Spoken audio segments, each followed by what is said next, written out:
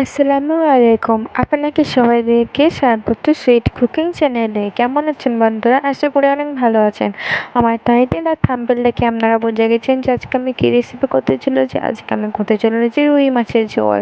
তো দেখতে থাকুন ভিডিওটা। তো এই দেখুন আমি এখানে পেঁয়াজ কুচি দিয়ে দিয়েছি। তো এই দেখুন মাছগুলো খুব সুন্দরভাবে ধুয়ে নিয়েছি। তো আমি একটা আঙারির মধ্যে দিয়ে দিয়েছি।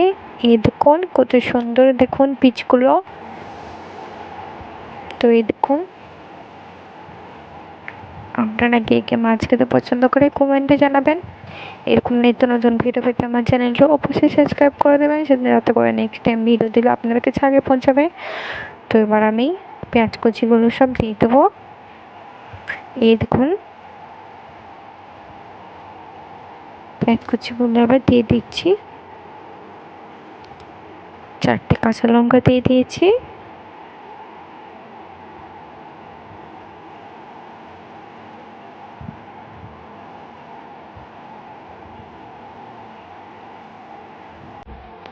এবার আমি দিয়ে দেবো স্বাদ মতো নুন।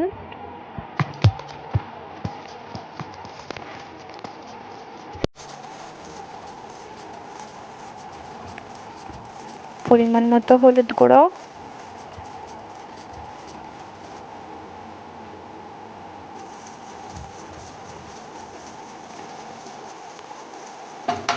এবার আমি দিয়ে দিচ্ছি লঙ্কা গুঁড়ো।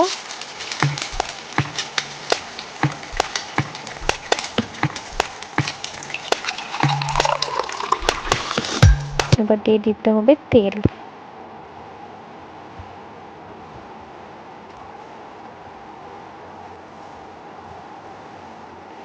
তো আমি এবার হাতে করে মাখিয়ে নেব। খুব সুন্দরভাবে মাখাতে হবে। মশলাগুলো সুন্দরভাবে মেখে গেছে দেখুন। এইভাবে হাতে করে মাখলে খুব সুন্দর হয় রান্নাটা। তো এবার পরিমাণ মতো জল দিয়ে দিচ্ছি।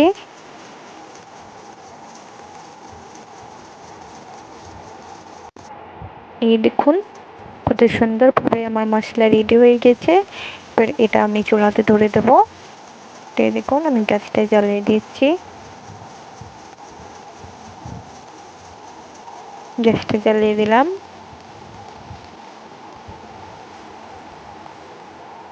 এবার আমি হাঁড়িটা চাপিয়ে দিয়েছি।